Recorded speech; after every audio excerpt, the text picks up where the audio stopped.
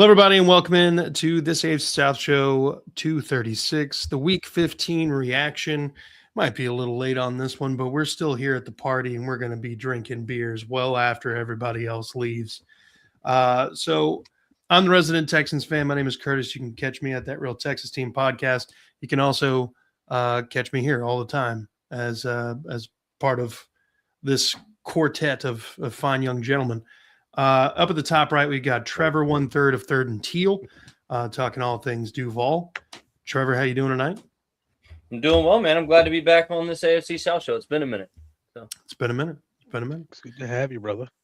Down at the bottom right, we've got one half of Unstable Jeff, a.k.a. Walk Softly and Carry a Big Stack.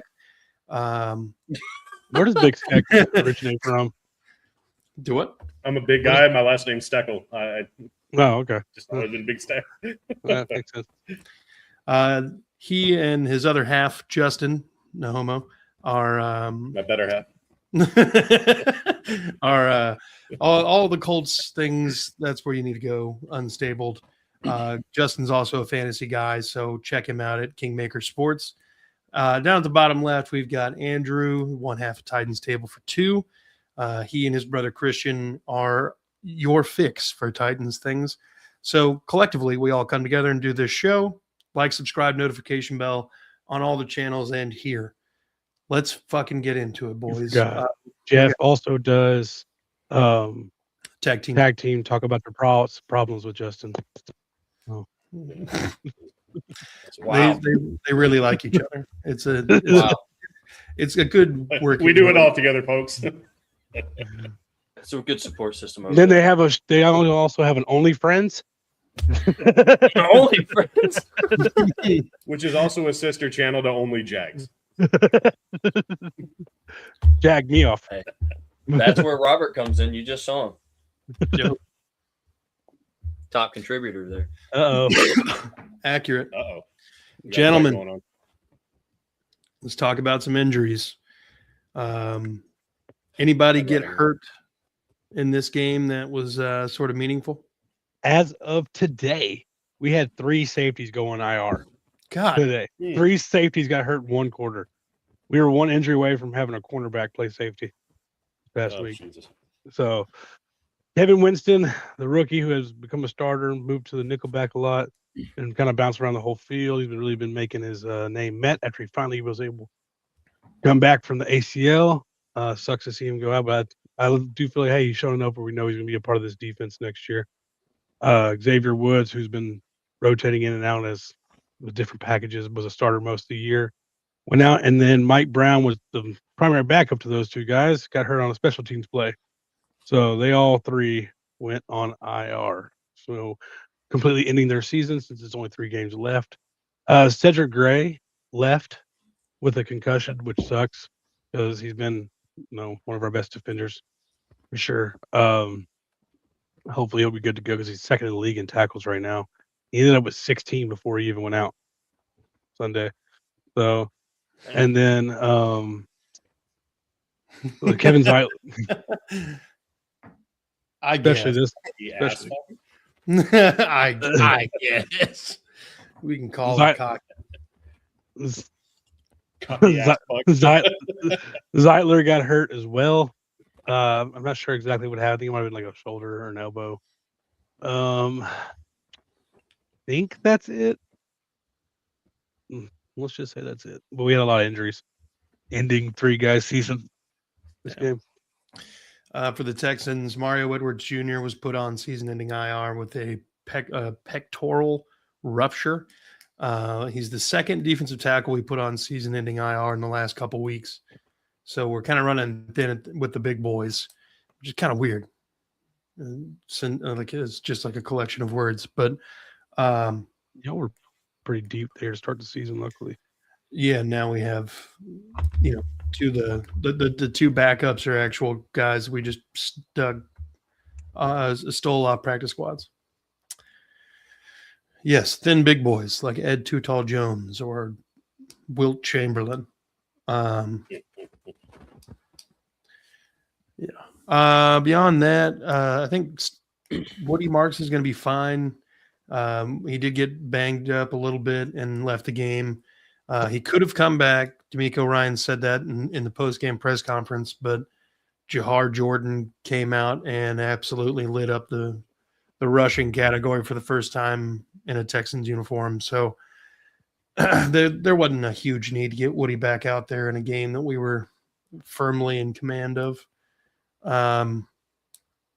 Firmly grasp it in your hand. Firmly grasp it in your hand. Firmly grasp it.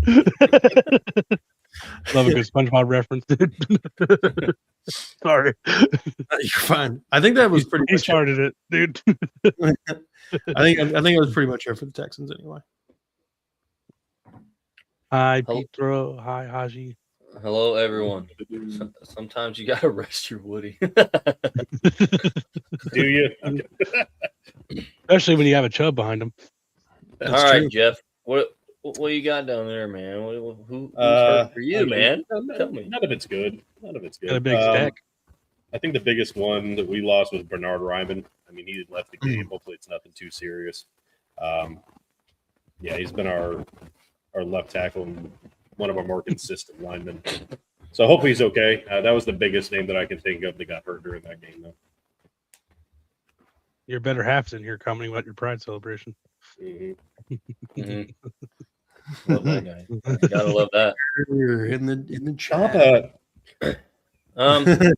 So Sunday, Trevor jammed his finger, but it's not anything that's going to go on an IR. Anything further than that? I mean, they taped it up, and then we did move Jack Kaiser to the injured reserve today. They still haven't disclosed everything that's going on with him, but apparently, obviously, it's not good. But they designated Jalen McLeod to come back, so we have more depth at the linebacker position again, just to keep Foyer and Devin Lloyd fresh. So really, that's all we got. I think that's it so far, because we just got Eric Murray back this week and all that, or the week before everybody came back. So Okay. we're getting healthy and we're getting momentum at the right time. Hell yeah. Hell yeah. All right. Well, let's get into it, gentlemen. We'll start off with the Titans with the largest margin of defeat, 37-24 loss to the 49ers. And we all predicted that the 49ers would win. I saw you, Justin. Jeff said 40-6 San Francisco. Idiot. Jesus Christ. I almost had the Niners score. Look at Andrew said 33-27 San Francisco. I said 31-23 San Francisco. And Eric said 24-21 San Francisco. Okay. Yeah. Well, another week where Tony Pollard looked really good. He only got 14 carries, but he went over 100. Him and Tajay, 17 carries, 138 combined. A hell of an average right there for a touchdown. Cam threw 2 more touchdowns. This is his best QBR and rating of the season. Not a QBR. QBR gets best rating. No, all those numbers start confusing me. He did miss on a couple passes, but he made some really good plays, escaping the pocket, some off schedule throws and stuff. One to Big Jeff, in the back of the end zone. It's crazy that Jeff is better on the scramble drill than any of our receivers. He went and found the wide open space immediately. And that's like something you definitely saw with Restrepo out there. He knew where he needed to go for Cam. Jeff, touchdown. Yeah, another sack. I think he's at 9's a career high, and he missed a couple games. He's really sucks that he's not getting a ton of he is second in Pro Bowl votes for fans, but if it wasn't for Myles Garrett having the season he's having and him not being on a shitty ass team, he would definitely be looked at as a possible decoy guy. He's having like an Aaron Donald type season this year. He's really, you can tell that he cut like 20 pounds this year, and it's really helping him out. Cedric Gray continued to the team in tackles. Young guys still making plays. Chim dropped a really beautiful off-schedule throw from Cam right into his chest. Just dropped it at like the 5-yard line. That's pretty much. I mean, just game going as far. as pretty much the way you thought it was going to go. I mean, the biggest thing is, Jeff had a good game. He had a sack with a forced fumble and stuff, and Cedric made tons of tackles. The defense overall couldn't stop a fucking nosebleed to save their life. So that was really detrimental because, I feel like the offense did decent enough game. We've scored 24 more points in 3 of the last 4 games. It's better than we've done last 2 seasons, So they're starting to at least put points on the board, but when you trying to find the 9 for 15 on third down, and I'm pretty sure they were like 9 for 10 at one point, and like that last 5 were just like kind of running the clock out towards the end of the game. And then when you're 3 for 9, that's the difference. And time of possession was something crazy too. Yeah, 37 minutes to 22. They sustained long drives, converted on thirds and fourth downs, and I don't think they punted one time. So looked like first 3 weeks of the season Colts against us.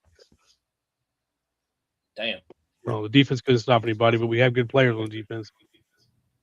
Cam did miss a wide open deep pass that would have tied the game at half, 17-17, which would have been nice. But I keep like quality losses at this point is what we're looking at.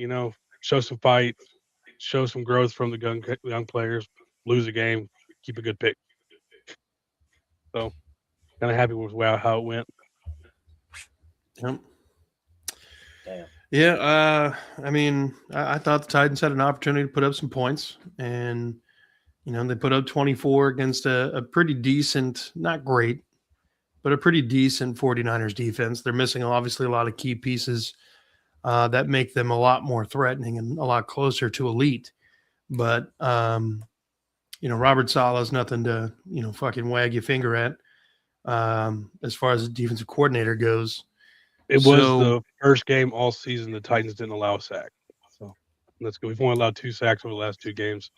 Offensive line seems to be doing better, even with some backups coming in and out. Nice. So yeah.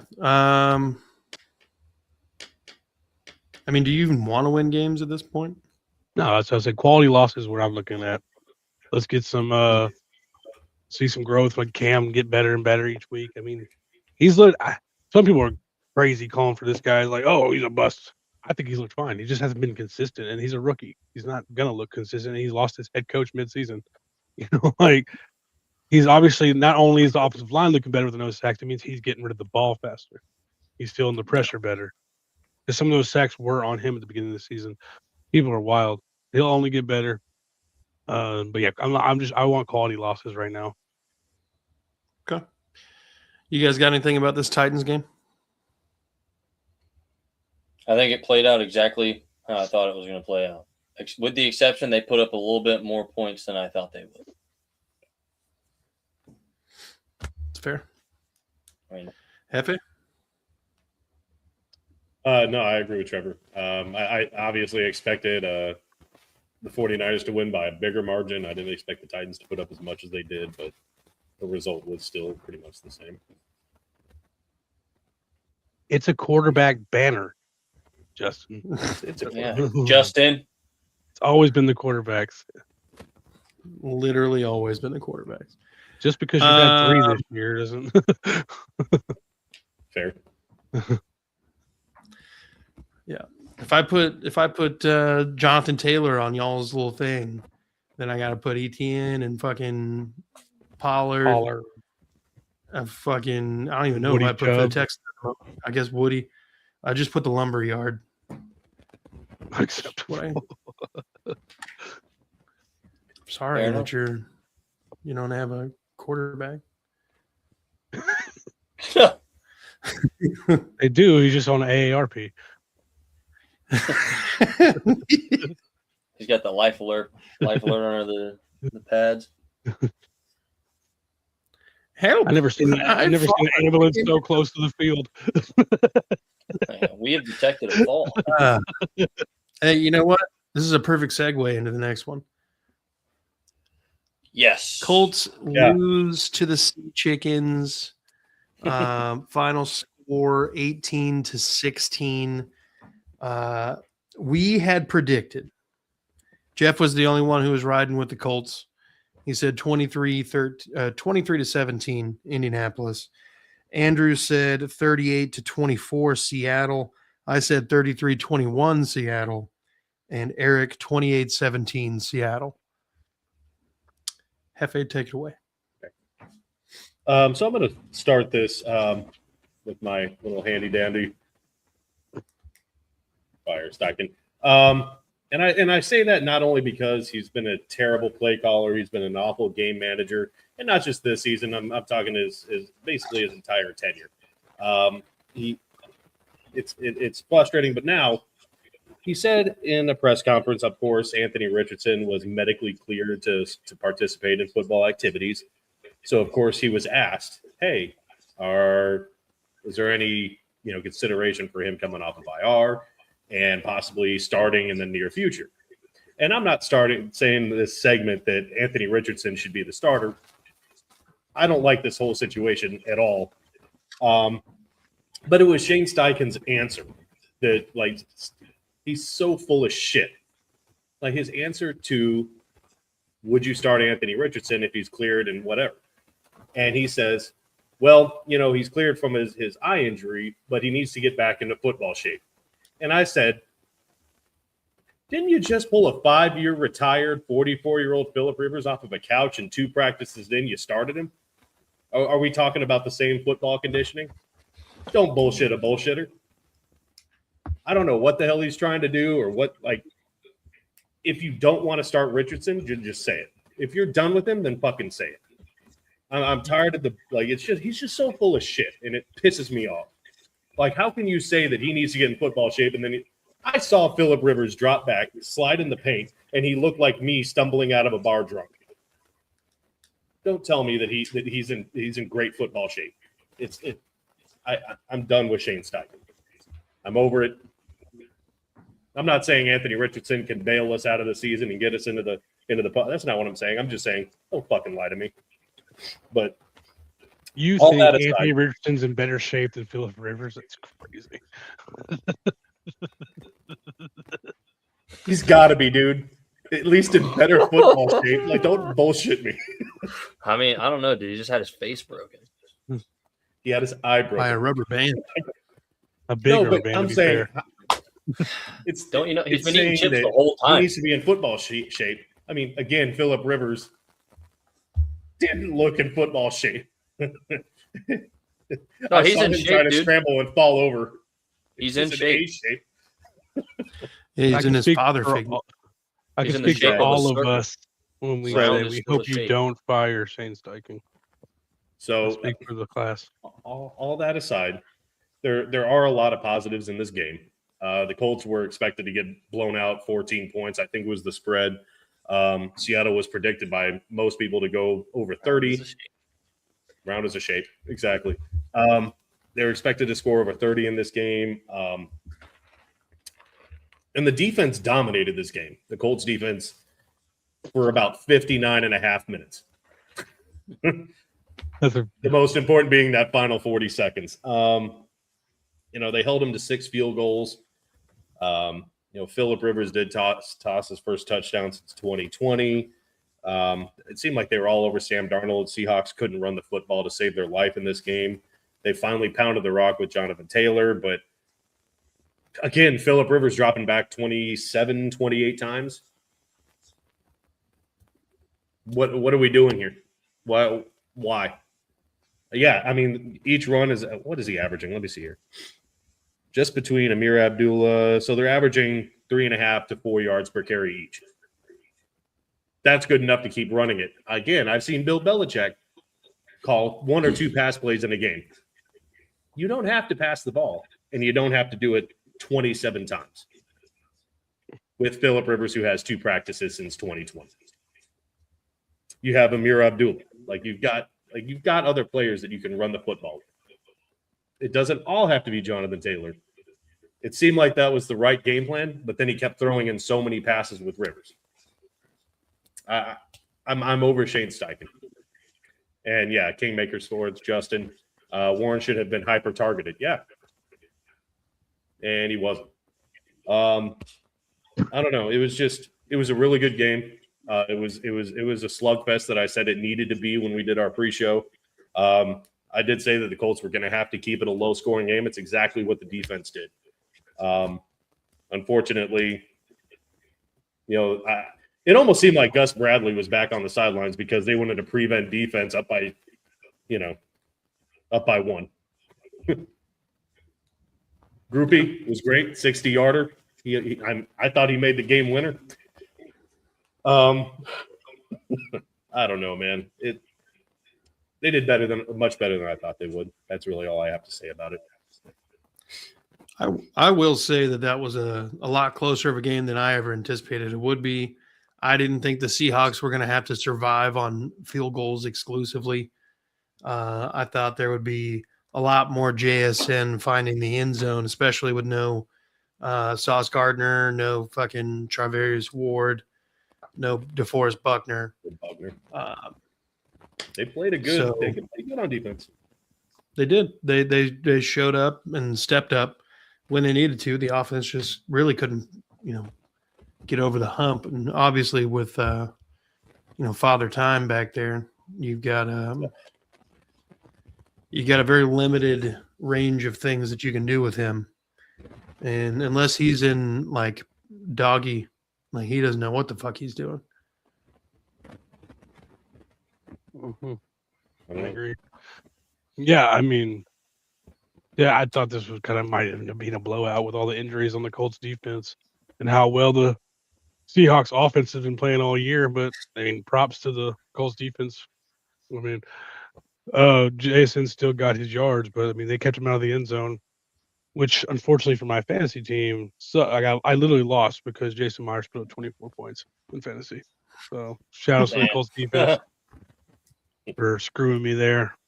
But no, I mean, honestly, I think Rivers looked fine for a 44-year-old guy who hasn't played in 5 years.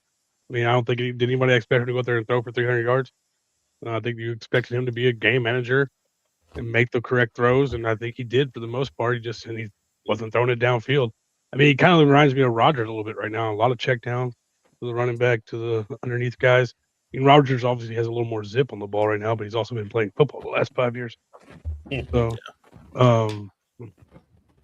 hey, honestly, if I'm the Colts, I come out of this okay, we maybe have a shot in all these games now.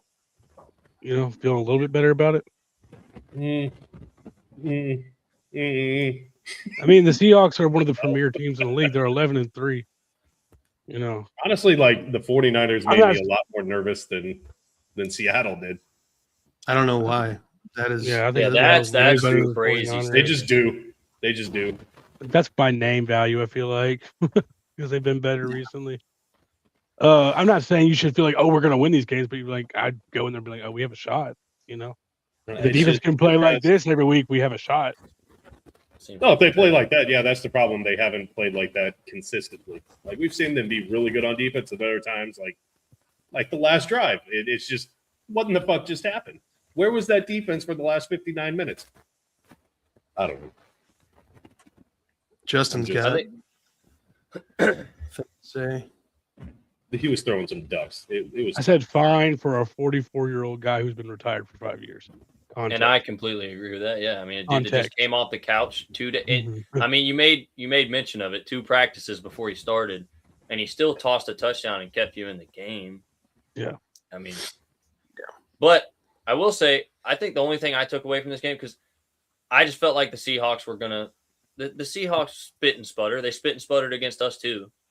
So I'm not surprised that they sputtered against that defense, because the Colts have a really good fucking defense. They really do. There were multiple games this year, even with Daniel Jones and everyone healthy, that the offense did not carry them to a win. It was their defense. And I think what I took away from watching this game, and not to kick you while you're down a little bit, Jeff, because I know this sucks right now, but it made me feel that much more impressed with what we were able to do to them.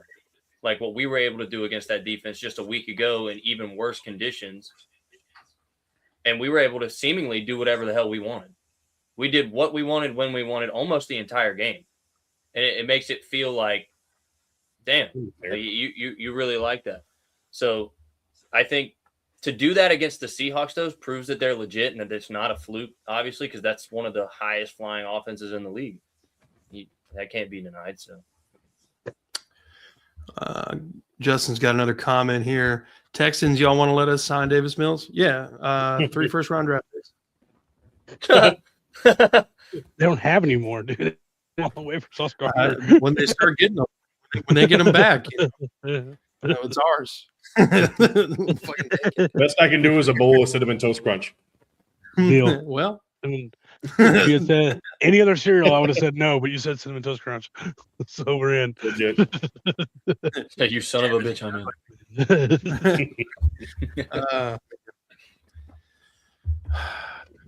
You guys remember that time the Colts were 7-1? I do. I was just looking at that. Pepperidge Farm remembers. Next season, Jeff's going to be standing here like the State Farm guy. We know a thing or two because we've seen a thing or two.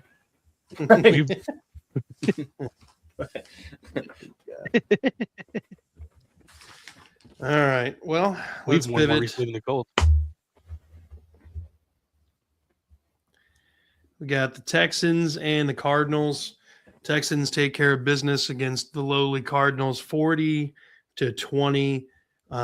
It was never in doubt. We had 17 points up very, very quickly in the first quarter. I think the closest the game ever got, they'd trim the lead, or they'd trim the deficit down to 13, and then we expanded it quickly thereafter. We just played a very, very, very complimentary game. The special teams, for the first time all year, really felt like we weren't trying to overcome anything they were doing. They were just exclusively setting us up for great play. With the opening kickoff by Jalen Noel, after we score, with the following kickoff, Jamal Hill runs down and has the best form tackle hat on the ball that causes a fumble, and it lands perfectly in Daria Gumbawale's hands. I don't know how he's just always around the ball like that, but he just seems to be.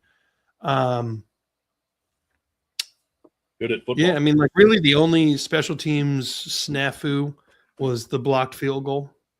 But even then, we would be looking at 43-20. Oh no. Stroud looked, efficient, played clean. He was sacked one time, 22 of 29 for 260 and 3 touchdowns. I think he had a passer rating of like 137.1. I might be wrong about that, but I feel like that. Okay.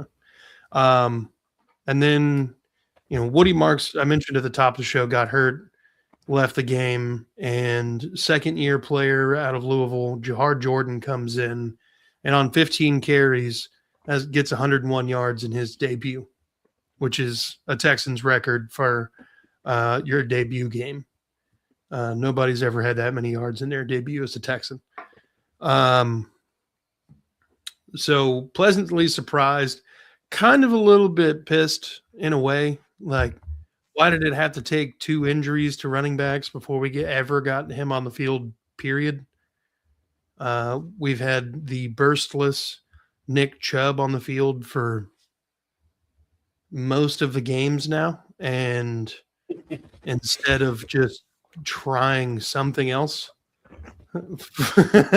instead of just trying literally anything else, we just kept riding with Chubb. And I get it, the lumberyard's a fun thing to talk about with Woody and Chubb, but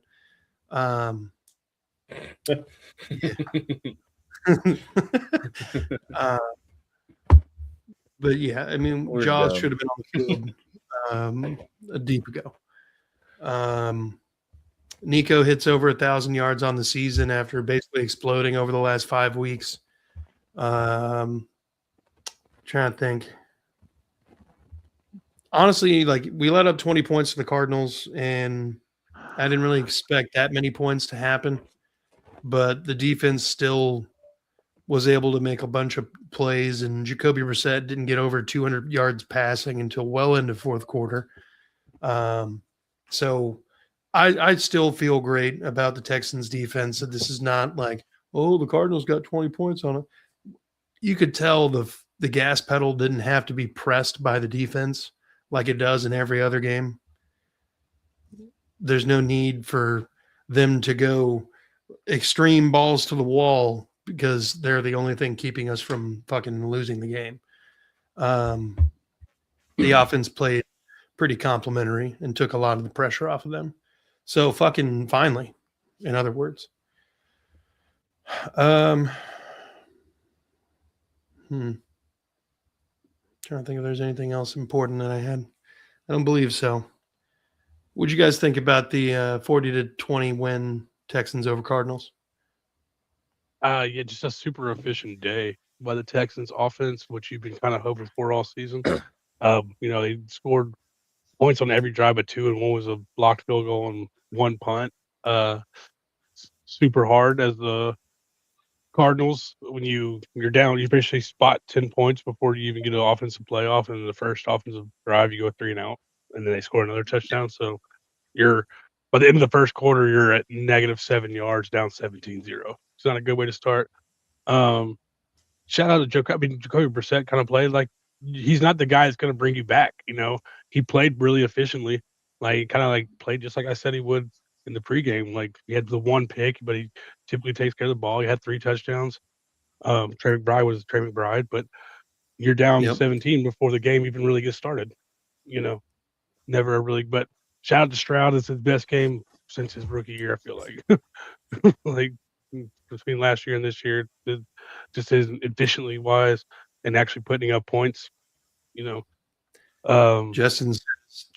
has a comment, says Jaws had half his yards on 1 play. Calm down. That is the most explosive run play we have had all fucking year. He's the only running back we've had go over 100 yards. So get shit on.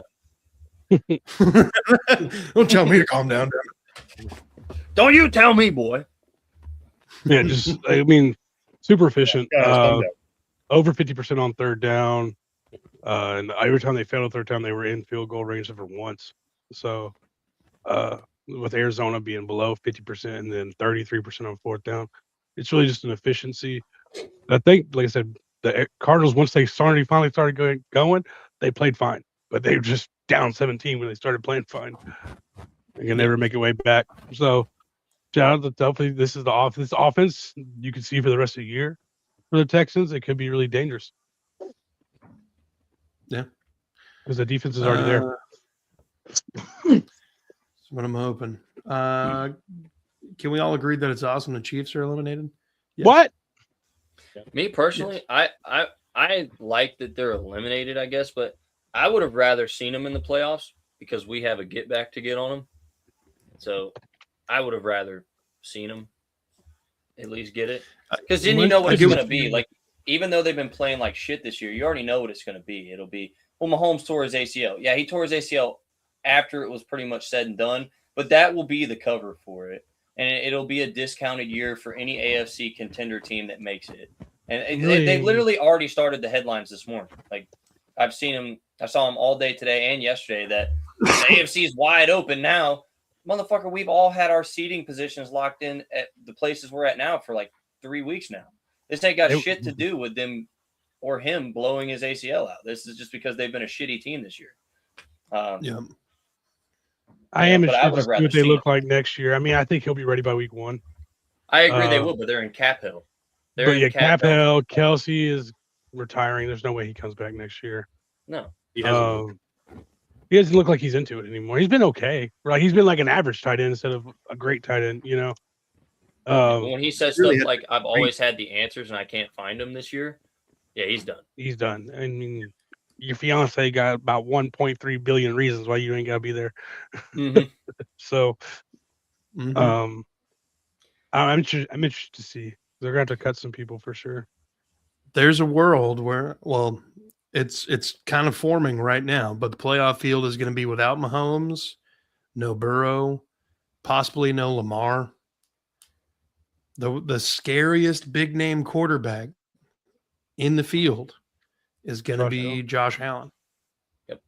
The Ravens and the Steelers play again, don't they? Mm-hmm. Give me the Ravens, dude. The Ravens are going to make it. Yeah, But Josh Lamar's Allen, trash in the playoffs, though. yeah, I was So. gonna say, well, Lamar doesn't show up, but Josh Allen should rightfully be the scariest name for sure. Because Just think this, if he had if there was a year where you would think, like, take our teams aside for a second, our love for our teams, because obviously the Texans and the Jags have a real shot this year to do something really good.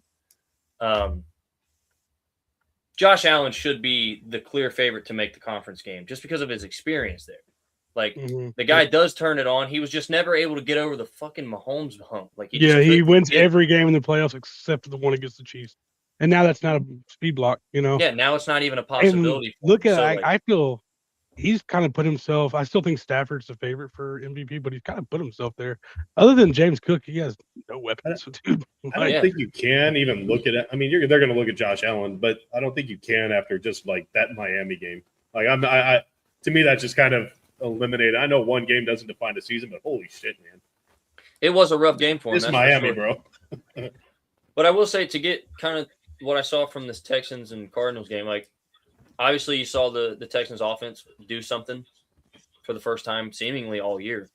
And I will say, like, even when we played them and we went to overtime, our offense was stumbling.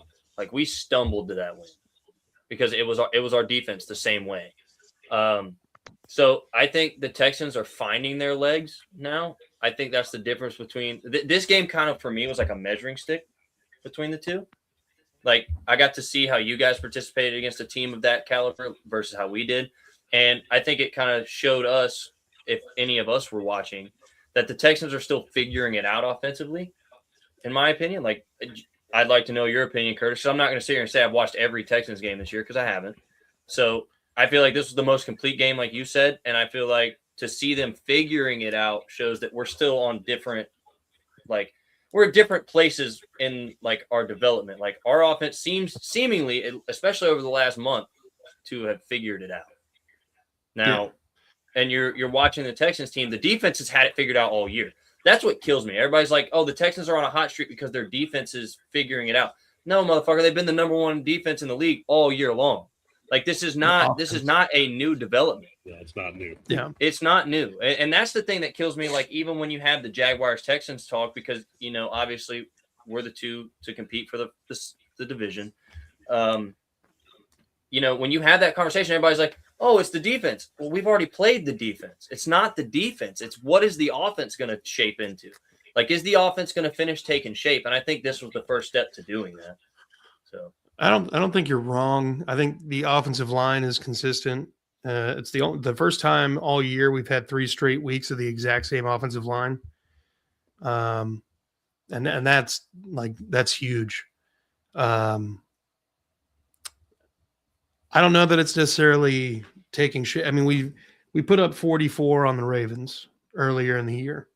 We waited to the fourth quarter to put up any sort of points against the Titans.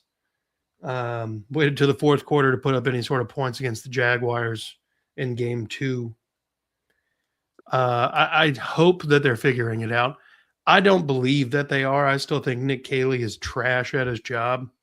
And if he could win a ring this year, riding the coattails of the defense, if that were to break that way, and still get fucking fired.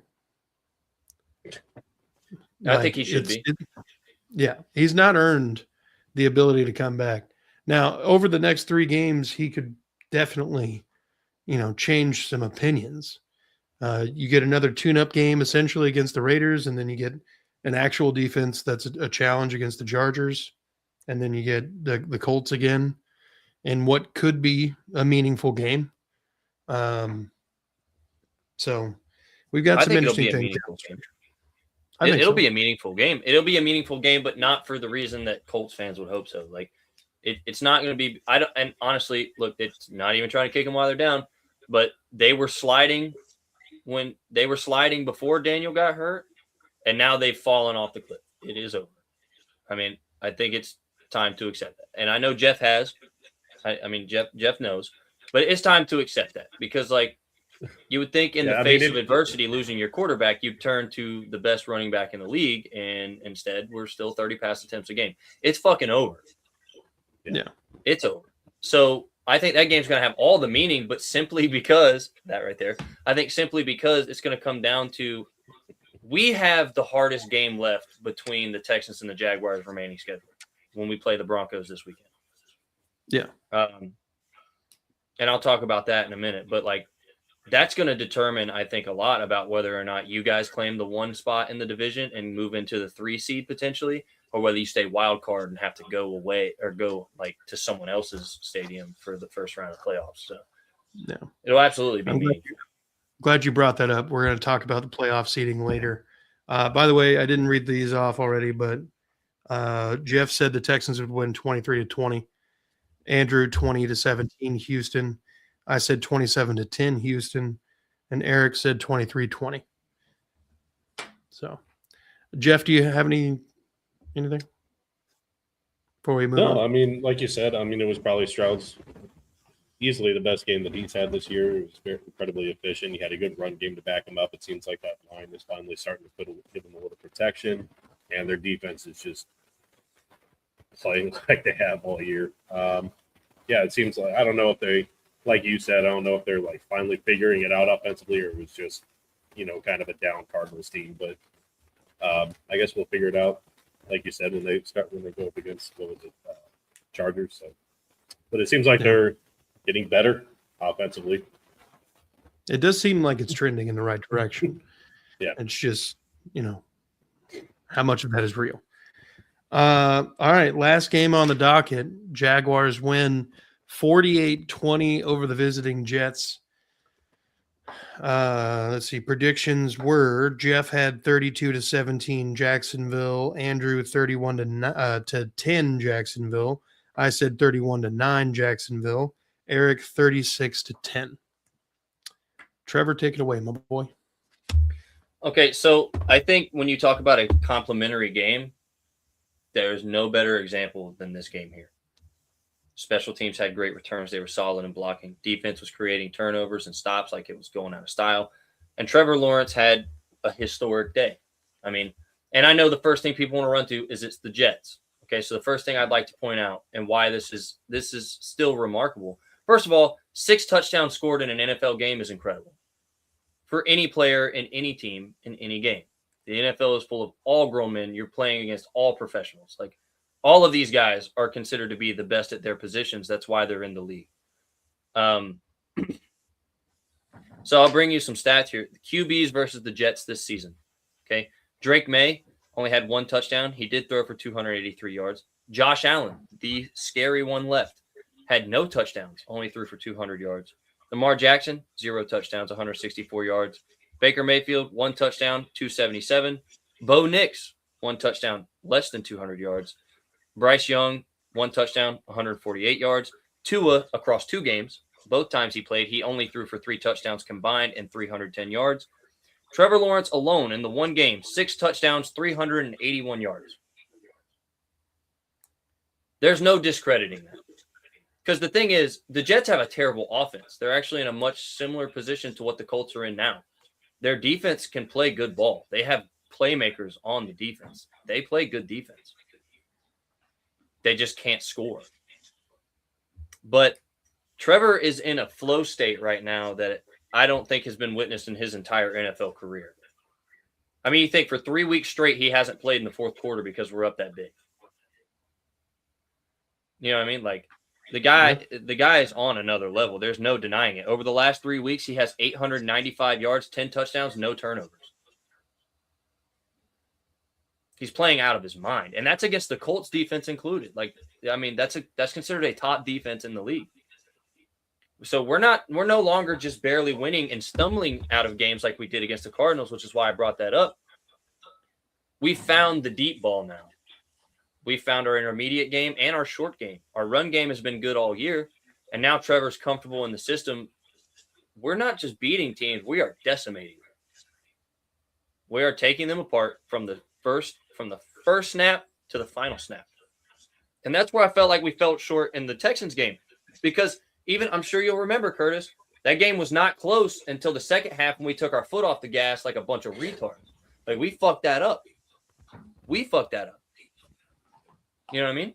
We get to the fourth quarter. and we're playing like the game's already over. Should have never done that. Should have never done that. That's the number one key to losing a game, is considering it done before the buzzer goes off. It's over. So since that game, we have played through the end. And even then, you think about it, we're one penalty away from still winning that game. We were stumbling to wins without the offense being in lockstep, and now they are. I think when you see this game and you see what he was able to do, and you see all the contributions, I mean, you got 3 touchdown receptions from a running back, another one from a second running back. And then you got your receivers finding space in the middle of the field, the deep ball. I mean, underneath, like, you've got everything's going. Everything is an option. Brian Thomas Jr. is winning one-on-ones again, as he should have been the whole year. Like, this is the game, I think, that just shows you what they are capable of. So I think going into this Broncos game, I don't think we could have had a better game to play before the Broncos game. Because everyone, I know plenty of you guys have even said it before, and I know a lot of people share the opinion that the Broncos are pretenders. They stumble to wins. I mean, they're just barely squeaking them out in the end. But I won't discredit that. I mean, the good teams find a way to win. Winners win. But at the end of the day, though, we were doing that even when we didn't have an offense. Now we've seemingly found all 3 phases, and we found them all like at a very high level. So this game to me was nothing short of incredible. Yeah. I mean, you're right. Very complete performance by the Jags. Trevor Lawrence, best game of his career. I hope it's a harbinger of things to come with Liam Cohen. I hope that, back in the day when I was a kid, the Titans and the Colts were, duking it out for like the elite team in the South. And then the Colts kind of, took several steps forward with Peyton in his prime. And then the Jags kind of joined that fray with David Garrard and a little bit of like hard-nosed running with Fred Taylor and Maurice Jones-Drew. And then the Texans finally entered the fray. This division is at its best when there are 2 teams that are playing good football at minimum. And God, it'd be nice if all 3 of us could have a winning record at the end of the year. I don't know that the Colts are going to. Yeah, right. I don't know that the Colts are going to squeak into the playoffs or anything, but having 3 of us get a winning season, that would be a dramatic turnaround, especially for the Jags. No matter if they finish as the division winner or whatever, a crazy turnaround by Liam Cohen in year 1. This is a night and day difference in team. I'm excited for what the Jags have in the future here. This game specifically against the Jets, I mean, you wanted to come in here and you wanted to take care of business. You didn't want them with a rookie 3rd-string quarterback to have any sort of feeling like, hey, we're in this. Just fucking put the foot on the throat, step real hard, and do your job. And they did. And that's all you can ask for. You can only play the team in front of you. And hats off to the Jags for getting it fucking done in style. 28 points, style victory. Yeah, for sure. Especially considering all the starters. I mean, offense and defense were out in the 4th quarter. Yeah. That's a game we didn't play. We didn't even have to play a full 60. Oh, yeah. It was a massacre from the beginning. I mean, Trevor alluded to it, but that's T-Law's best game of his career by far. Amazing game, 6 touchdowns. If I wanted to get nitpicky, and this is really just being nitpicky, the run game hasn't been there the last few weeks for them. But other than, I mean, it's kind of like as the run game, because the run game was like leading the offense at the beginning of the season, and it's kind of taken a few steps back, but luckily Trevor has taken a few steps forward.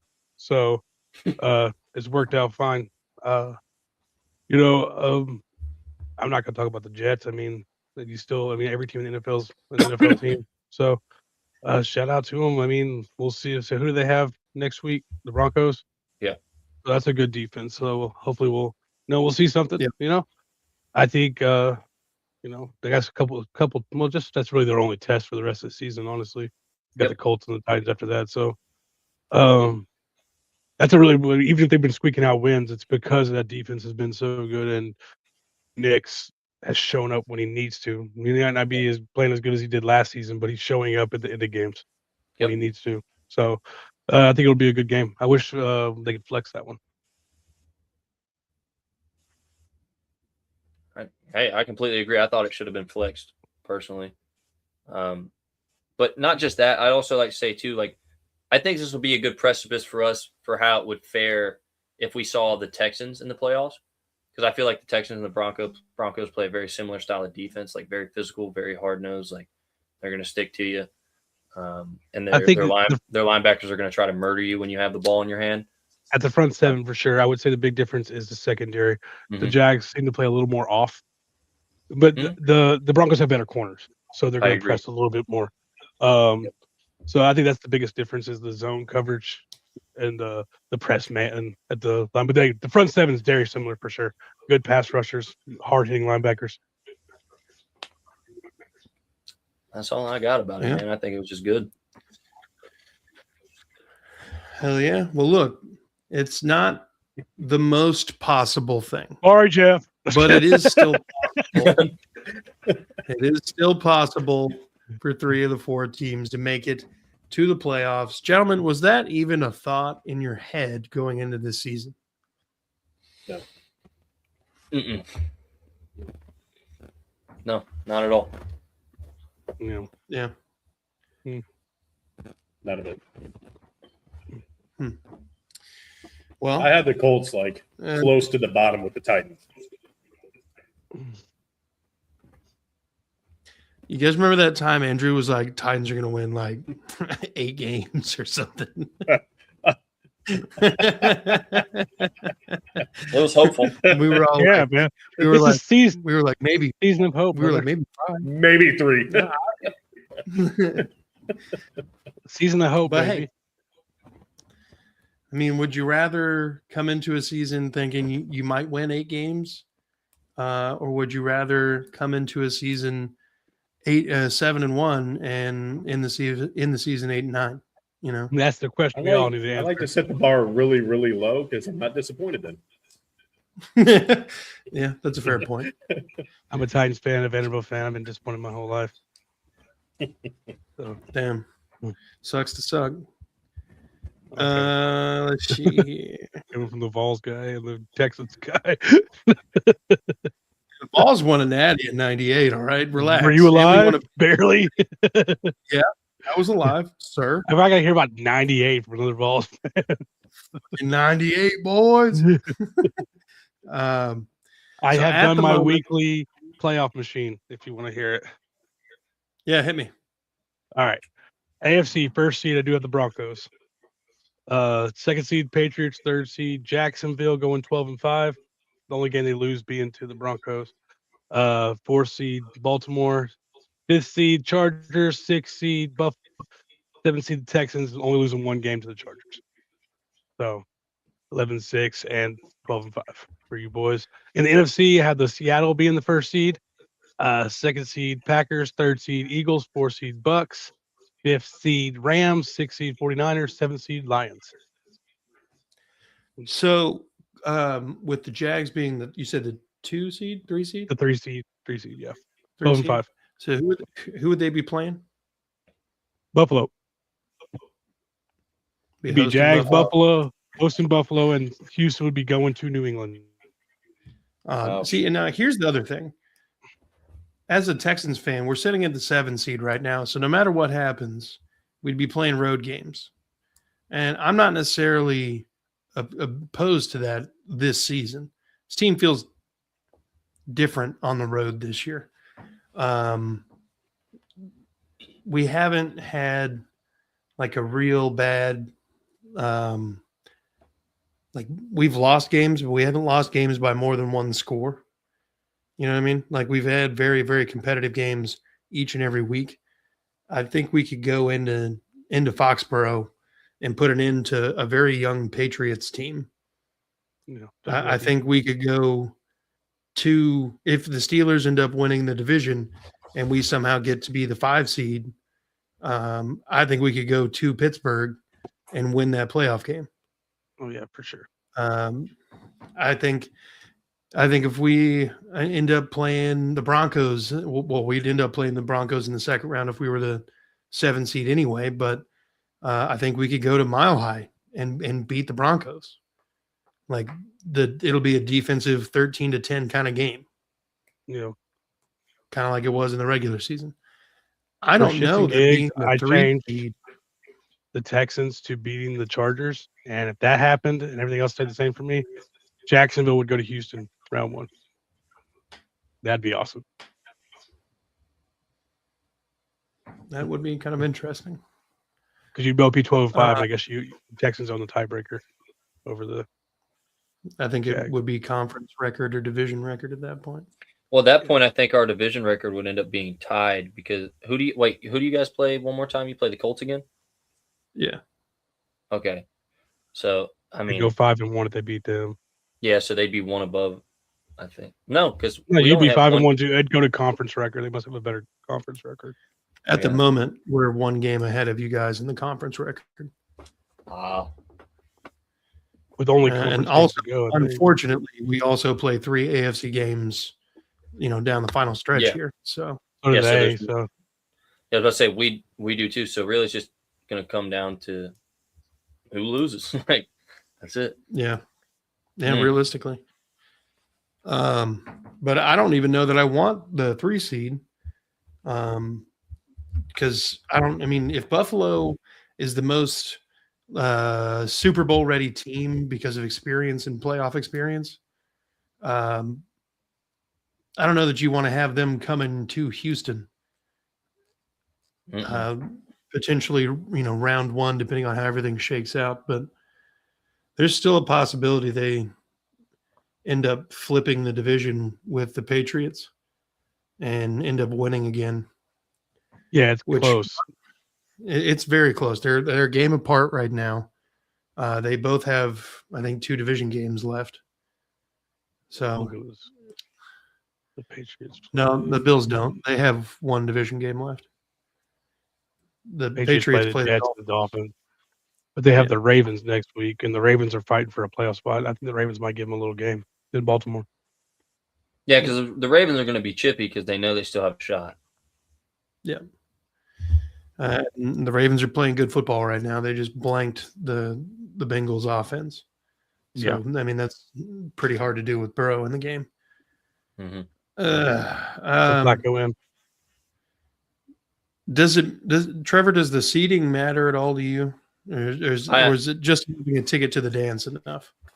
I think a ticket to the dance is enough because I feel like we've looked dominant at times, both on the road and at home. I think seeing this Jaguars team over the past few weeks, you can confidently say we learned our lesson from the Texans game where we took our foot off the gas too early, as I talked about earlier. Because even in that game, we put 17 up in the first 4 minutes of the game. So yeah, we were in firm control. We let that game go. We beat ourselves in that game, 100%. Not to say that the Texans didn't play a good game. They played well and they stayed in it. That was the key part there. So they earned the win. But to know that we can do that on the road, we can do it at home, doesn't really seem to matter. We went to San Francisco and beat them at home. I feel confident, but I will say I would probably prefer to be at home because this team does look unreal at home this year. Especially in the winter. Yeah. Having a little bit nicer weather. To me, I'm not in the playoffs, but just speaking, like if I were looking, like seed is cool or whatever. Unless you're the first seed, fuck it. Like it's all about matchup to me. Mm-hmm. You know, like who we getting. I don't. Home is only a thing for me for the weather. Like these guys are professionals; they can play in front of opposing fans if they need to. You know what I mean? Yeah, they don't care. Yeah. So yeah, and then realistically, matchup and weather. The 2 most intimidating atmospheres that you could see in the playoffs right now, if everything stays the same, the Bills and the Broncos and then the Jags. New England? I don't think so. I don't think so. I'm talking about weather-wise, right? Weather-wise, but just overall fan atmosphere that can affect the game. Oh, yeah, Buffalo for sure. Buffalo's crazy. And I will say Everbank has been insane this year. Every time I've gone, like even at the Colts game, it's fucking raining. It's chilly outside. Like it was just a shitty day. No one left. All the best was- fan bases are in the NFC. I'm telling you, like no one left. We were all still there, thugging it out in the rain, just watching us put belt to ass. Yeah. That's going to be a tough place to come into. And Denver's hard Yep. just because No, I mean the atmosphere is a legit thing. Yeah. Like that's legit hard to do. Yeah. Well, gentlemen, I think we've come to a good spot for an end. Do you guys have any closing comments? Good luck to you guys, because I don't know if I'll catch another one before the end of the year, but Hey, Jeff? just gotta say the Chiefs are lucky they got eliminated last week, or we were gonna put it in them this week. Jeff, I'm gonna send you some pads to put around your room and a straight jacket because I'm worried about you. I don't need it. And I've fully embraced the situation for what it is. and Curtis, I hope we see the Texans in the playoffs. Personally, Dude, can you imagine Jags and Texans AFC championship game? bro, I've Oh, thought about please, that God, so no. many times. I have thought about that so many times. But you know what though? Even if that happens, Me and Jeff's worst nightmare. I was about to say, you two down there are fucked, buddy. It is over. It is over. Y'all are never going All to I'd say, If that happens, we will be able Look to at keep Trevor off the show. Like it'll be the AFC South with 2 Jags fans in here. Dude, I will be in the comments all the time. www. Just- Fuck you guys. Oh, God. There he goes. And he's back. Kind of in spirit. I want to thank you guys for coming on and sticking it out this year. Andrew, I know it's been tough this season with the Titans not being hella entertaining, but I appreciate you guys for always making some time to come I on. love the game. AFC South ball. If you're a Titans fan, go check out Andrew at Titans Table for Two. He and Christian will talk all things Titans We're for in you. the Christmas spirit Yep. today too. The what? Christmas spirit with my PlayStation Christmas sweater.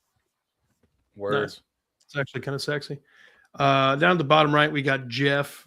Make sure you go check him out. He's one half of Unstabled, one half of Tag Team Talk, and the other half does fantasy football stuff over on Kingmaker Sports. So if you're a Colts fan, go check him out. Up at the top right, Trevor, 1/3 of Third and Teal with Isaiah and Eric. Make sure you go like, subscribe over there if you're a Jags fan. And if you're a Texans fan, come check me out at That Real Texas Team podcast. Mike and Chris over there with me talking all things Houston Texans. Like, subscribe, notification bell here on this channel as we're trying to grow and get in front of more AFC South fans. Like, subscribe, be good people, fuck the Colts and the Cowboys. Trevor, I wish I was Lawrence. Amen.